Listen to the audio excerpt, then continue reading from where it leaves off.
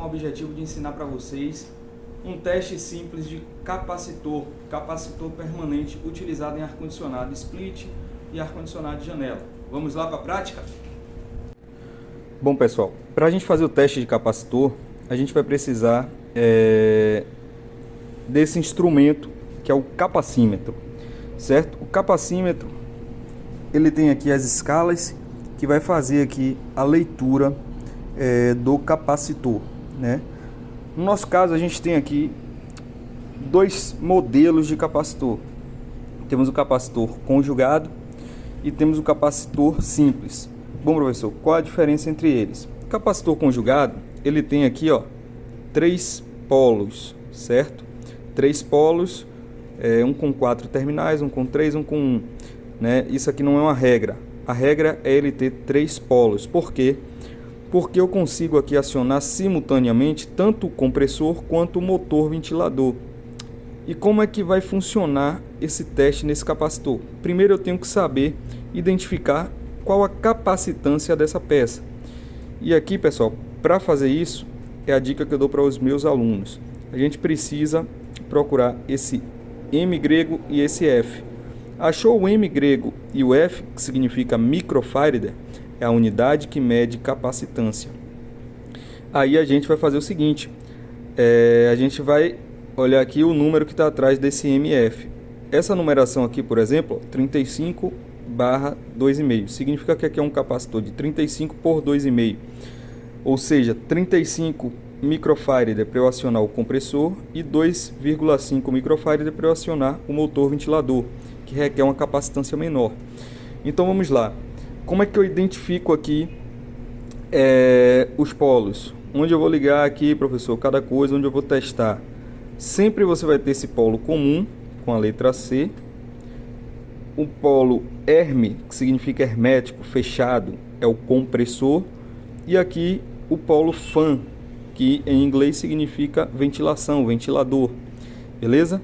Então, se eu quero testar a saída para o ventilador, eu vou fixar aqui uma ponta de prova do meu capacímetro no comum e a outra no fan, né? Como aqui é um capacitor de 2,5 para o ventilador, ele vai ter que dar dentro dessa margem. Observação importante: todo capacitor ele vem aqui a uma margem, esse mais ou menos 5%, significa que a faixa de tolerância dessa peça é de 5% para mais de 2,5 de 35 e de 5% para menos, beleza?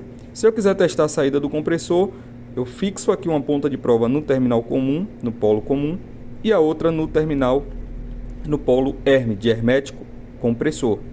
Beleza? Como aqui é um capacitor de 35 para o compressor, ele vai ter que dar próximo disso, 5% aí a diferença para mais ou para menos.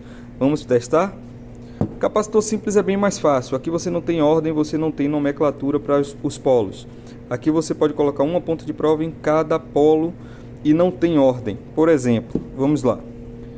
Eu vou ligar aqui o meu instrumento numa escala mais próxima do que eu quero testar, né? Eu tenho 20, depois de 20 já vai para 200. Então eu sempre aqui utilizo essa escala de 200 microfarad.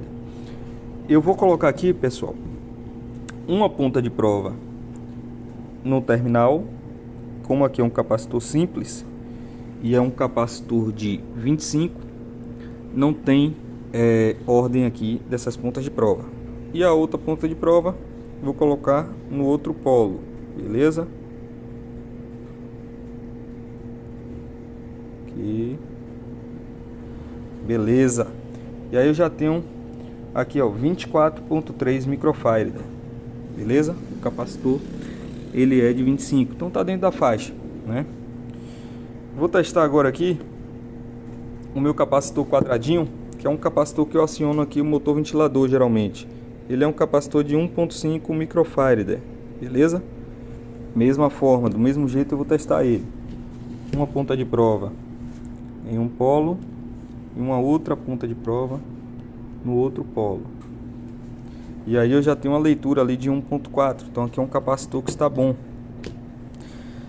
E aí vamos para o teste do capacitor conjugado. Como aqui eu ligo duas coisas, eu vou ter duas leituras diferentes, né? Então eu vou colocar aqui um polo,